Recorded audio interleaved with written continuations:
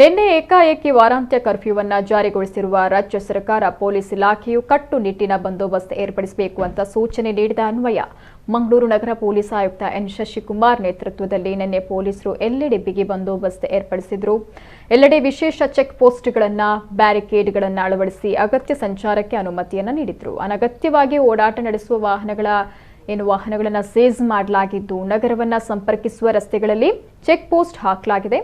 ಇಂದು ಬೆಳಗ್ಗೆಯಿಂದಲೇ Kadri circuit house ಬಂದೋಬಸ್ತ್ ಏರ್ಪಡಿಸಲಾಗಿದ್ದು ಎಲ್ಲೆಡೆ ವಾಹನ ತಪಾಸಣೆ ಮಾಡಲಾಗ್ತಾ ಇದೆ.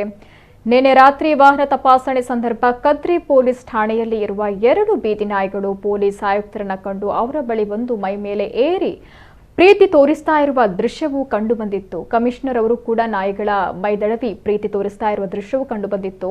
ಇನ್ನು ನಗರದಲ್ಲಿ ಇಲ್ಲೊಂದು ಕಡೆಗಳಲ್ಲಿ ಖಾಸಗಿ ಬಸ್ಗಳ ಓಡಾಟವೂ ಕಂಡುಬಂತು. ಭಾರೀ ಮಳೆ ನಡುವೆ ಜನತೆ ಮನೆಯಿಂದ ಹೊರಬರದೆ ವಾರಾಂತ್ಯದ ಕರ್ಫ್ಯೂಗೆ ತಮ್ಮ ಬೆಂಬಲ ನೀಡಿದಂತೆ ಕಂಡುಬಂದಿದೆ. ಶನಿವಾರವಾಗಿದ್ರೂ ನಗರದಲ್ಲಿ ಜನ ಇಲ್ಲದೆ ಬಿಕೋ ಎಂತಾಯಿತು. ಕೇವಲ ದಿನಸಿ ಖರೀದಿಗಷ್ಟೇ ತಮ್ಮ ಸಮೀಪದ ಅಂಗಡಿಗಳಿಗೆ ಜನ ಹೋಗ್ತಾ ಇರೋದು ಕಂಡುಬಂದಿದೆ.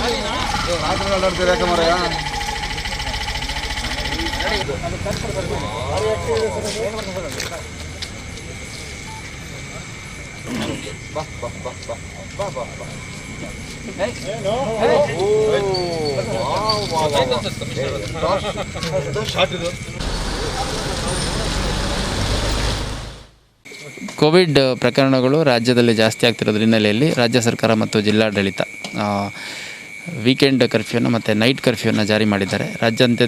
ರಾಜ್ಯಾದ್ಯಂತ ನೈಟ್ ಕರ್ಫ್ಯೂ ಇದ್ದರೆ 8 ಜಿಲ್ಲೆಗಳಲ್ಲಿ ವೀಕೆಂಡ್ ಕರ್ಫ್ಯೂ ಇದೆ. ಅದರಲ್ಲಿ ದಕ್ಷಿಣ ಕನ್ನಡ ಜಿಲ್ಲೆ ಕೇರಳ ಬಾರ್ಡ್ರಲ್ಲಿ ಇರೋದರಿಂದ ವೀಕೆಂಡ್ ಕರ್ಫ್ಯೂ ಮತ್ತು ನೈಟ್ ಕರ್ಫ್ಯೂ ಎರಡೂ ನಮಗೆ ಅನ್ವಯ ಆಗುತ್ತೆ. ಹಂಗಾಗಿ ಇವತ್ತು ರಾತ್ರಿ ಸುಮಾರು 9 ಗಂಟೆಯಿಂದ ಸೋಮವಾರ ಬೆಳಗ್ಗೆ 5 ಗಂಟೆವರೆಗೂ ನೈಟ್ ಮತ್ತು ವೀಕೆಂಡ್ ಕರ್ಫ್ಯೂ ಜಾರಿಲಿರುತ್ತೆ.